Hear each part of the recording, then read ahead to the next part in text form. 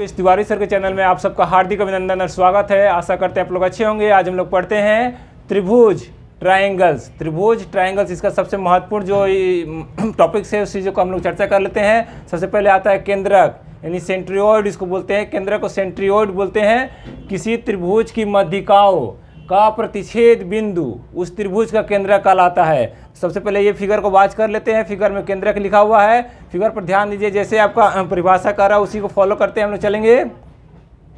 किसी त्रिभुज की मध्यिकाएं किसको बोलते हैं? मीडियंस को। मीडियंस कब होता है? जब कोई त्रिभुज का कोई भी मध्यिकाएं जो खींचा जाए वो त्रिभुज को दो भागों में विभाजित कर देती है, उसे हम लोग मध्यिकाएं कहते हैं। मान लीजिए ए डी जो है कि मतलब हम मध्यिकाएं खींचे तो ये त्रिभुज उस समय दो भागों में बढ़ जाएगा। यानी ए डी कब होगा? जब बी सी का मध्य बिंदु पर, बी सी का जब मध्य बिंदु पर अगर हम जब खींचते हैं तब ये आपके उसकी मध्यिकाएं आती हैं। तो मध्यिकाएं कब होती है? जब भी त्रिभुज के एक मध्यिका त्रिभुज को दो भागों में बांटे। फिर दूसरा जो है बी पॉइंट से हम अगर खींचते हैं तो बी पॉइंट से भी खींचा गया त्रिभुज का जो ये दो त्रिभुज को दो भागों में बांटती है। फिर सी बिंदु से भी खींचा गया तो त्रिभुज को दो भागों में बांटे, तभी वो मध्यिकाएं कहलाएंगी। अर्थात मध्यिकाएं और उसके बाद भुजाओं के मध्य बिंदु पर भी होना चाहिए। त्रिभुज के ए शीर्ष से बीसी जो भुजा है उसके मध्य बिंदु डी हम करते हैं, और डी बिंदु पर हम अगर ए से डी को मिलाते हैं तो त्रिभुज यहाँ दो भागों में बढ़ जाएगी, तो उसे ही हम मध्यिकाएं कहेंगे। फिर त्रिभुज फिर बी बिंदु से फिर ए सी पर यहाँ पर हम ई बिंदु पर अगर हम डालते हैं तो फिर ये जो बी ई जो होगी ये जो मध्यिकाएं वो त्रिभुज को फिर दो भागों में बांटेगी। फिर सी एफ जो होगी वो भी फिर त्रिभुज को दो भागों में बांटेगी। जब दो भागों में बांटती है, कैसे बांट रही है? जब भुजा के मध्य बिंदु से उसके जो शीर्ष से मिलने से जो बन रही है तभी वो मध्यिकाएं कहलाती हैं। और इस तरह के किसी त्रिभुज की मध्यिकाओं यानी मीडियंस कब होगा? जब त्रिभुज को फिर जो दो भागों में बांटने वाली जो भुजा होती है उसको मध्यिकाएं कहते हैं। तो किसी मध्यिकाएं मध्यिकाएं तो किसी त्रिभुज की मध्यिकाओं का प्रतिच्छेद बिंदु। अब वो मध्यिकाओं का जो प्रतिच्छेद बिंदु जो होगा जहां पर ये तीनों मध्यिकाएं मिल रही है उस बिंदु को हम लोग क्या कहते हैं? केंद्रक कहते हैं। केंद्रक अर्थात सेंट्रियोइड कहते हैं। मध्यिकाएं क्लियर हो गया। एक त्रिभुज पर अगर एक भी मध्यिका डालते तो त्रिभुज तुरंत दो भागों में बढ़ जाएगा। फिर दूसरी मध्यिका वो भी त्रिभुज को दो भागों में बांटेगी। तीसरी जो मध्यिकाएं वो भी त्रिभुज को दो भागों में बांटेगी। और ये तीनों मध्यिकाएं जिस बिंदु पर मिलेगी वह बिंदु हमारा सेंट्रियोइड अर्थात केंद्रक कहलाता है। ये तीनों मध्यिकाएं जिस बिंदु पर मिलती है वो हमारा केंद्रक अर्थात सेंट्रियोइड कहलाता है। यानी परिभाषा फिर से एक बार समझ लीजिए। किसी त्रिभुज की मध्यिकाएं अर्थात जो त्रिभुज को दो भाग में बांटने वाली भुजा होती है उसको हम लोग त्रिभुज की मध्यिकाएं कहते हैं। तो त्रिभुज की मध्यिकाएं का प्रतिच्छेद बिंदु है। ये क्या है? केंद्रक क्या है? एक बिंदु है, मात्र एक बिंदु है, पॉइंट है, सेंटर है। उस त्रिभुज का केंद्रक कहलाता है, यानी सेंट्रियोइड कहलाता है। केंद्रक अर्थात सेंट्रियोइड कहलाता है। क्लियर हो गया। दूसरा इस पर फिगर पर आइए, ध्यान दीजिए इस फिगर को। लंब केंद्र, जैसा कि नाम से ही समझ में आ रहा है, लंब केंद्र यानी कहीं ना कहीं वो परपेंडिकुलर यानी लंब से संबंधित है, इसलिए लंब का केंद्र बनाया गया। तो ऑर्थो सेंटर, इसे इंग्लिश में हम लोग बोलते हैं ऑर्थो सेंटर बोलते हैं। ऑर्थो सेंटर क्या होता है? देखिए इसकी परिभाषा को ध्यान दीजिए और फिगर को बात करिए, दोनों साथ साथ चलिए, कॉन्सेप्ट क्लियर हो जाएगा आपका। परिभाषा क्या कर रहा है? किसी त्रिभुज के प्रत्येक शीर्ष से विपरीत भुजा पर डाले गए तीनों लंब का प्रतिच्छेद बिंदु त्रिभुज का लंब केंद्र कहलाता है। यानी क्या कह रहा है परिभाषा? कि एक त्रिभुज है, त्रिभुज के शीर्ष से उसके विपरीत भुजा पर, त्रिभुज के शीर्ष से विपरीत भुजा पर डाला गया लंब, यहाँ पर 90 डिग्री का लंब बनना चाहिए। ये जो भुजा होगी ए डी, यानी ये शीर्ष हो गया ए हमारा, और बी सी भुजा के डी बिंदु पर एक लंब होगा। सिमिलरली फिर बी से हम खींचेंगे, बी शीर्ष से फिर ए सी पर ये डाला गया जो बी एच होगा, ये होगा जो भुजा, ये लंब होगा। फिर अगर शीर्ष सी से फिर ए बी पर डाला गया ये लंब। ये तीनों लंब जिस बिंदु पर ये प्रतिच्छेद के बिंदु को, लंबों का प्रतिच्छेद बिंदु त्रिभुज का लंब केंद्र अर्थात ऑर्थो सेंटर कहलाता है। ऑर्थो सेंटर कौन हुआ? तो त्रिभुज के शीर्ष से उसके विपरीत भुजा पर डाला गया लंब अर्थात 90 डिग्री। लंब कब होगा? जब वो 90 डिग्री कोण बनाएगा तभी लंब होगा। जब बीसी भुजा पर वो 90 डिग्री कोण बनाएगा, फिर एसी भुजा पर ये कोण बनाएगा, फिर ए बी पर भी कोण बनाएगा। तीनों जो भुजा लंब जो कोण बनाने वाले जो भुजा है वो हमारे एक बिंदु पर मिलते हैं, वो बिंदु ही हमारा क्या कहलाता है? लंब केंद्र अर्थात ऑर्थो सेंटर कहला रहा है। ऑर्थो सेंटर कहला रहा है, यानी किसी त्रिभुज के प्रत्येक शीर्ष कहाँ से? इस से यहाँ से कहाँ जा रहा है?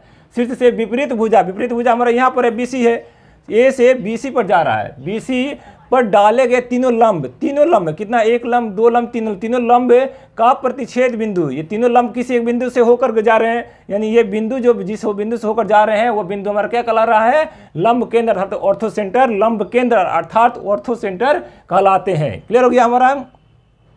तीसरा हमारा है क्या है, अंतः केंद्र अर्थात इन सेंटर अर्थो केंद्र, जैसे कि नाम से ही समझ में आ रहा, अंतः केंद्र यानी किसी भी चीज का वो अंदर में है, तभी नाम उसका पड़ा है अंतः केंद्र यानी इन सेंटर। तो किसी त्रिभुज के सभी कोणों का, देखो किसी त्रिभुज, ये त्रिभुज एक मान लीजिए, त्रिभुज इसीलिए है, त्रिभुज के सभी कोण, कितने कोण, एक कोण, दो कोण, तीन, त्रिभुज के तीन कोण होते हैं, सभी कोणों के आंतरिक समद्विभाजक।